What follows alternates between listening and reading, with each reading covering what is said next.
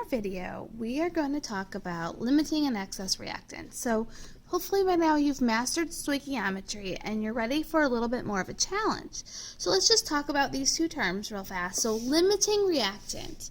So reactant means it's on the left side of the equation, and limiting means this is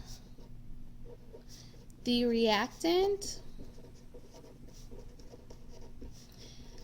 that you're going to run out of first. And what that really means is it's going to limit how much you can make. So limiting reactant, I hope this is pretty common sense for you. Limiting means it's the one you're going to run out of first, and it's going to limit how much you can make.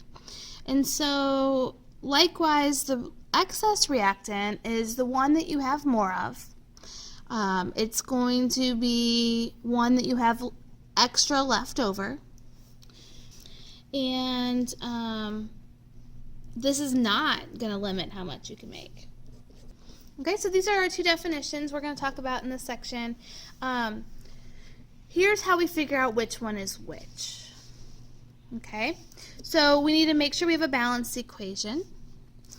And usually in these problems, they're going to ask to find out how much product that you're able to produce. And instead of giving you one number, they're going to give you how much you have of each reactant. So the easiest thing to do is take the amount you're given of each one, and then just do two stoichiometry problems and see how much product you can make. You're going to get two different numbers, and the lowest value is how much you can actually make. That's your limiting reactant.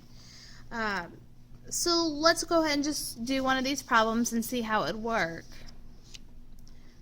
So it says when copper 2 chloride reacts with sodium nitrate,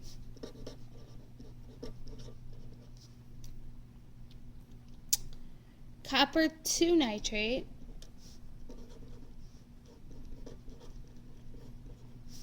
and sodium chloride are formed. Okay, so I'm going to balance it really quick. I think that's good.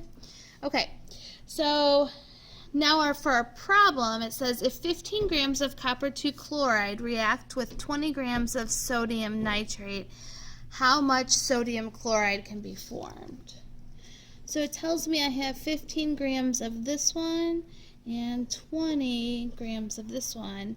How much of this can I make? So do you see the difference in the problem? I'm given two numbers this time. They want to know how much I can make. So the easiest way to do this is just do both problems and see which one's smaller. Because I can't make more than the smaller one. So I'm just going to start with 15 grams of copper 2 chloride.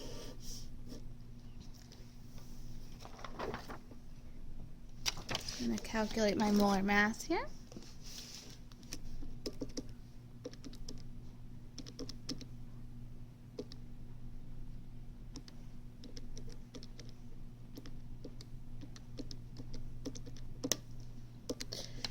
We're not even close to whole numbers, so I'm going to round. Or I'm not going to round, rather.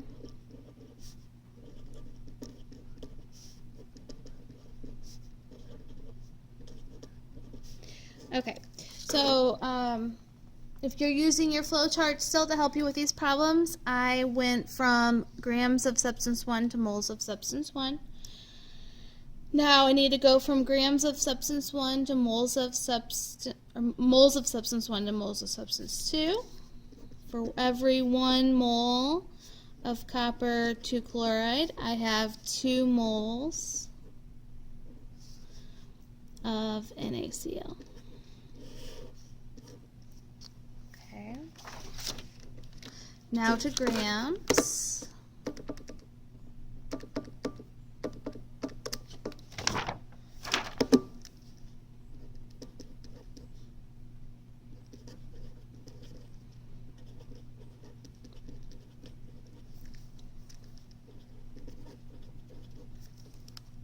Okay, so let's do some math here.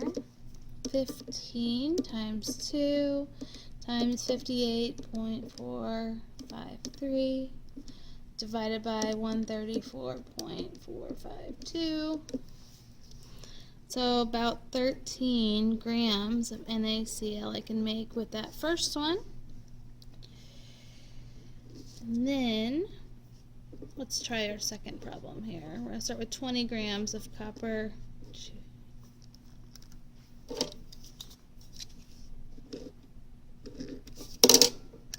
We're going to start with 20 grams of sodium nitrate. And sodium nitrate, let's see.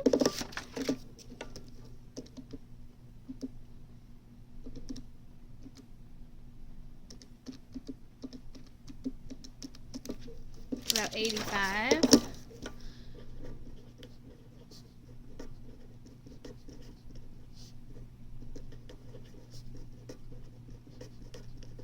So I have grams to moles here. Now let's go from moles to moles. So in 2 moles of sodium nitrate, I have 2 moles of sodium chloride. And now our last step will be the same.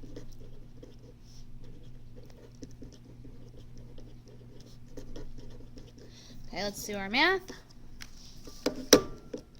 See, 20 times our 2 times our 58.453 divided by 85 this time, divided by 2 this time. So 13.75. So it was close, but this is the correct answer. And this one's our correct answer because it is a smaller number. Okay. I can't make more than what I can with the smallest amount. And let's see if this makes sense to you, okay? So let's put it in terms of cookies. If I have a bag of flour and a bag of chocolate chips, bag of chocolate chips can make what? 1 or 2 batches of chocolate chip cookies?